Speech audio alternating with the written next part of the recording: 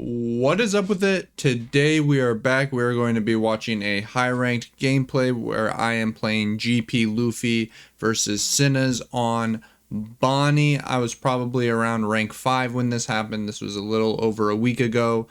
Also, if you would be interested in joining my coaching group, Project Serial, I am currently taking applications. If you would like to learn more about that, link in the description.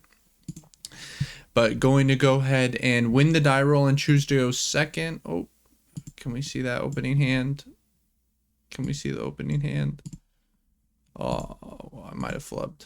All right. Opening hand was originally a Going Merry, a 2-cost Nami, a Gum Gum Giant, a Bagua, and a 6-cost Luffy. We don't have any Zorojoros, any Spuds. We only have one Searcher. Don't really need stage that much in this matchup, so it feels like a pretty easy mull.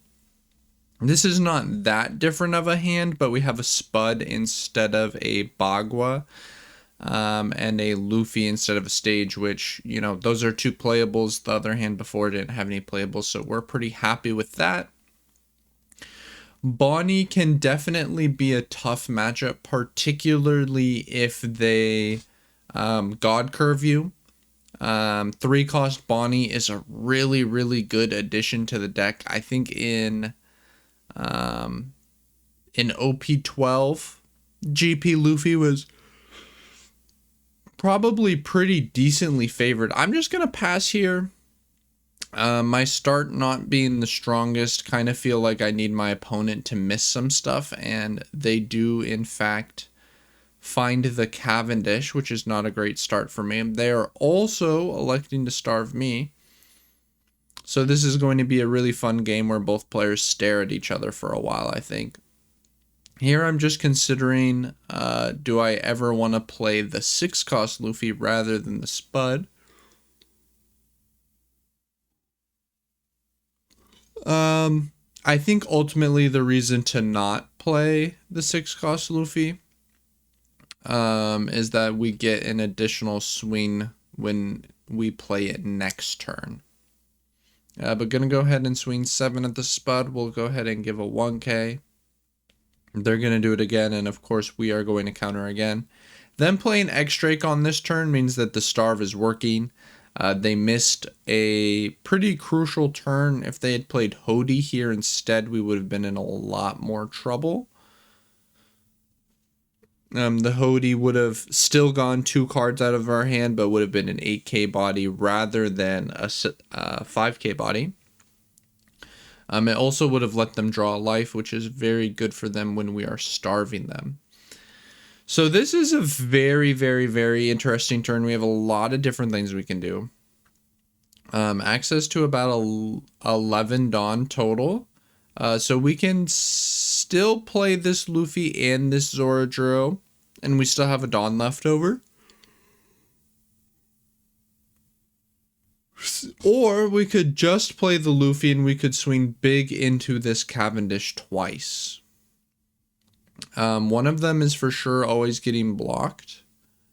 If we start with an 8 at the Cavendish, it's probably always getting blocked. So what we could do is we could go 8 at it with the carrot and then 10 with Luffy, and that pretty much guarantees it dies. My one fear is that they are going into their Shanks turn. So it does kind of suck that it feels like if we do 2 big swings at this. I'm so sorry. I just woke up. I'm struggling out here. All right.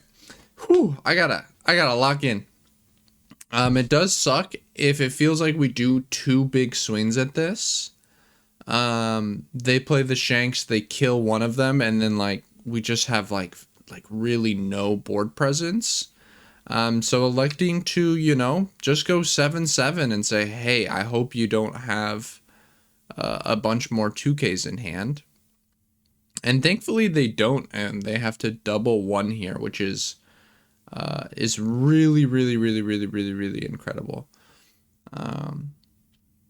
The one thing that does tell us is unless their hand is a ton of 1Ks, They are going to drop something on us this turn, you know, whether it's a Shanks, God forbid a Zoro.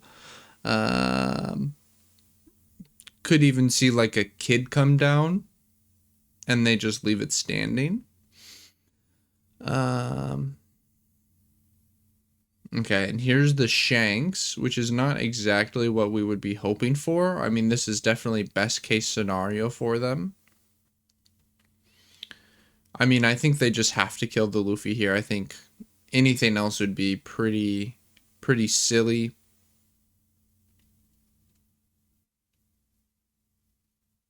Okay, and we're finding more of our playables, which is pretty huge.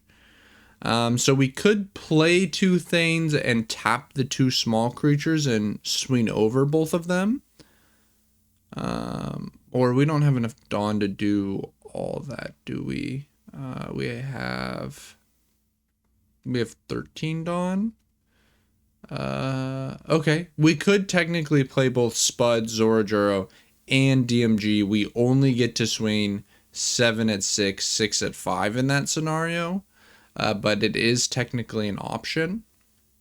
Or what we can do is we can just tap the Shanks. The Shank's going to be, you know, something that gets a lot of work done.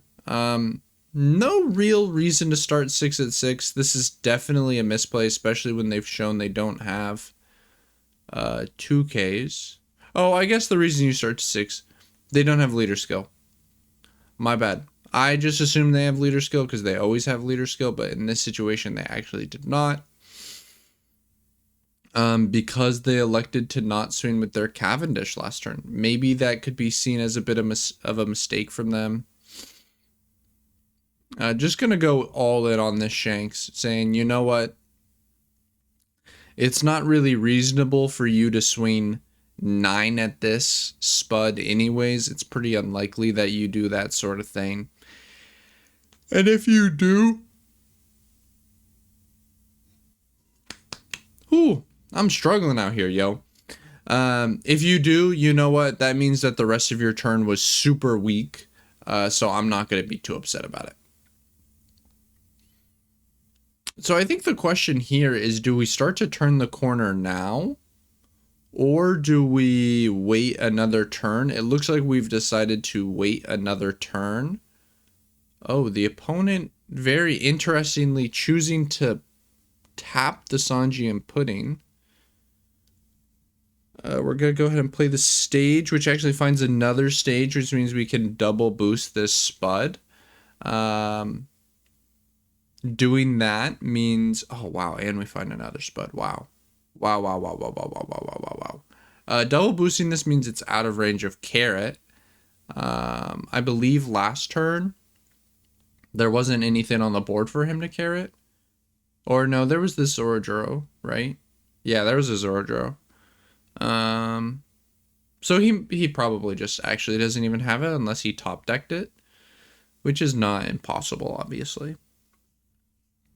A second Shanks here, and we basically would have reset the board from when the first one was played, except I would have gone through more of my good cards. So definitely, and he would actually have a Dawn. So definitely do not want to see a second Shanks come down. This though, hey, we are chilling. If you want to spend your whole turn attaching, that's all good with me. Oh my goodness, and we found another Spud. Wow. So now the question is, do we want to swing this turn, or do we want to get more things standing and then do it? I think we can just wait.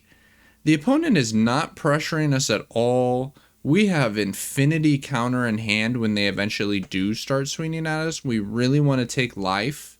We don't really want to donate these Zoros. I think not swinging there is very, very reasonable. Here, the world is our oyster. We can do anything. I think in situations like this, we have to be very... Oh, that's not how I want to start this. That is an interesting way to start this. I actually really do not like starting like that. I think that is a big mistake. I think what we want to do, we have 4 swings on board. They have 5 life. I think we just want to start with, oh, we're just passing. Okay, fair. I'm not entirely convinced that that's the correct turn. If anyone in the comments has really strong opinions on how this turn should have been played out, please let me know. I don't feel great about. I mean, I don't know. I'm not sure. I think what we could have done maybe is swing, and threaten a rush Luffy that turn. But I mean, we get to do that this next turn as well, but now they have 2 blockers on the board, so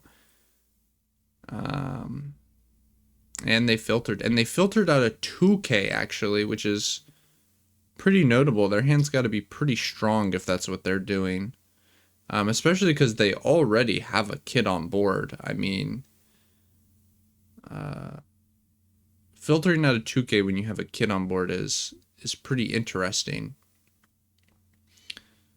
But yeah, here we're definitely gonna want to threaten some rush Luffy shenanigans, force them to counter out at some point. Gonna go 7. See how they respond to this. It doesn't seem ridiculous for them to counter here.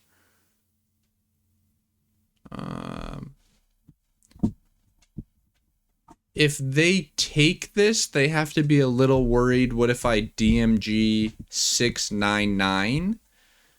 But to be honest, they probably survive that. So honestly, I think they're just supposed to take right there. And maybe this was a bit of a mistake from me swinging 7.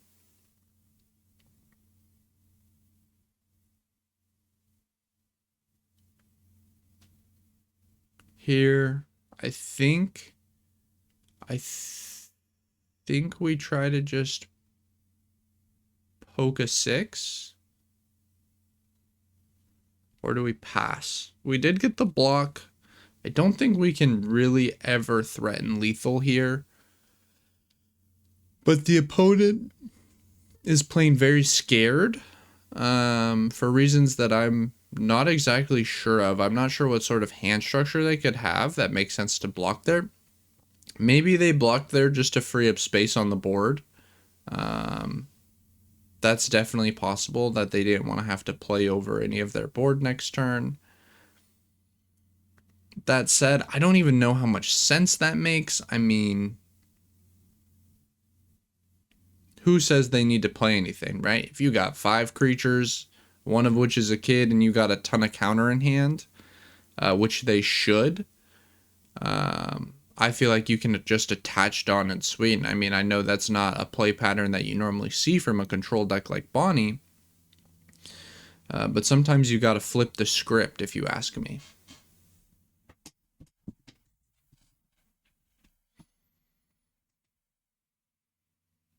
So here, deciding exactly what we want to do. Do we want to swing this rush Luffy or not? I don't think we should.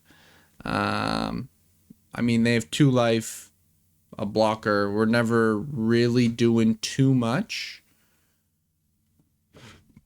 And we'd just be giving them a bigger hand for kid. So we definitely want to avoid a Hody. A Doflamingo is the second thing we really don't want to see come down here. 6 to 6. I think it's pretty reasonable to give a card here. We have so many. 9 to 6. This is kind of an awkward thing to counter, just because we have so much counter in our hand. You know, there's nothing good to pitch. But we're going to want as many swings at this kid as possible. So here we're always going to start with a 10. There's no question that a 10 is going to be the first swing we do, I think. And we do still have to be mindful of not dying to Hody.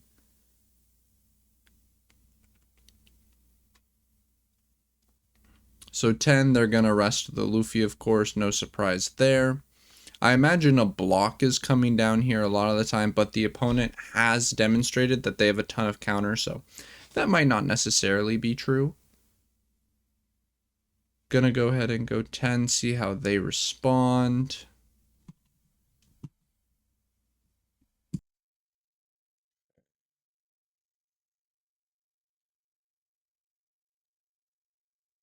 I have to imagine they will block this. You never know, though.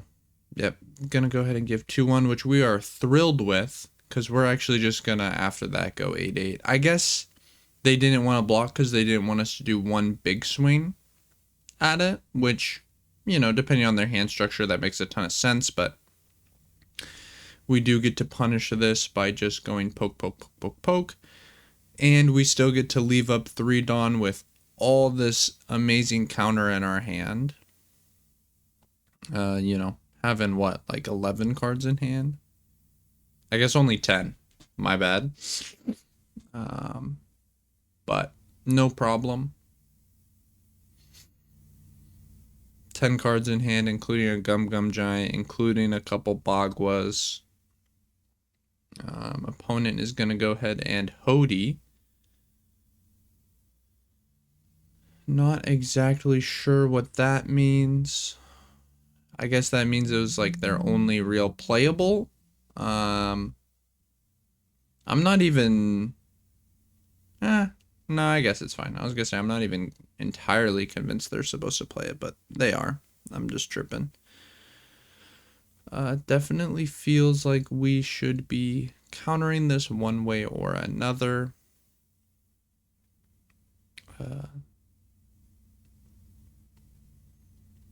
Question is how? I guess we already did Bagua. When did we Bagua? Oh, we didn't Bagua. We got, what you call it? We got Hodied. So just gonna go ahead and give 2 2Ks. There is maybe some risk in doing that. Gonna go 11. I think at this point we have to just let it go. I think gianting here would be a little optimistic. I mean, we only have to draw a 1K. Maybe you can giant here, actually. Maybe you can. It feels a little all in to me. And we have already seen so much natural counter that it feels pretty easy for that to not go our way. Maybe should have protected this Zoro Juro though, just so we can get in 1 extra swing this turn.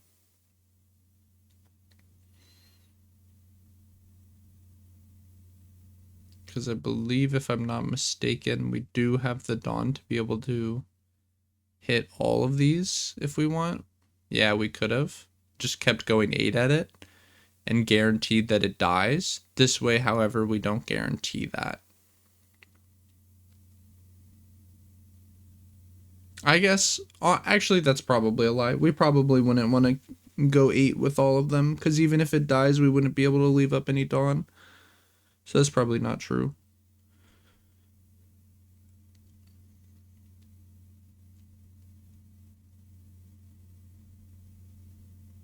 Okay, gonna go 8. We get a card. 8 one more time. They block. So now the question is, are we willing to risk a second Hody here? You know, as a wise man goblin once said, if they have 1 card in hand, it's Hody. If they have 4 cards in hand, it's 4 Hody. If they have 0 cards in hand, the top card of their deck is Hody. So this is a very, very sus thing to do, you know? If they have Hody, we lose on the spot. It's not that difficult for them to have another Hody here. I mean, only 26 cards left in deck. And if they are letting that die, it does mean they have a brick in hand, that brick very easily could be the Hody. So I could definitely see a world where this could be considered a big mistake. But when they start like this, we know there's no Hody coming.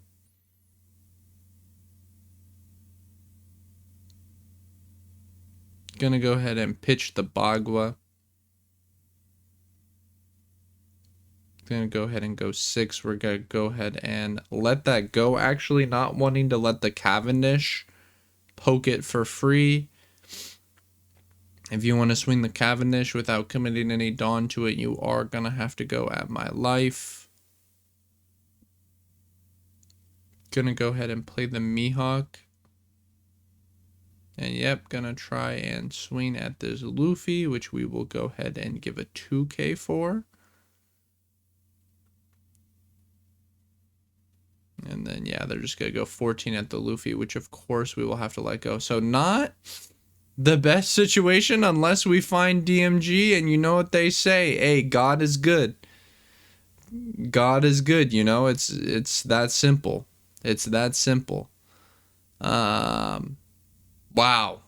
Wow, what a lucky ass top deck. I ain't even gonna hold you guys. That was a lucky ass top deck. This was a really crazy game. I think it could have really gone either way. I think maybe I made some mistakes somewhere. Lot of really interesting decision points. I don't even know what I would have wanted to do differently, honestly. I'm sure there was stuff. Wow, what a crazy game, actually. Let me know in the comments if there was anything that really stood out to you. Because this was a barn burner. Really long game. I mean, 22-minute video. Sheesh. Anyways, thank you all so much for watching. Again, check the description if you would like to potentially join my coaching group. I appreciate you all so much for watching, and I hope you have a great rest of your day.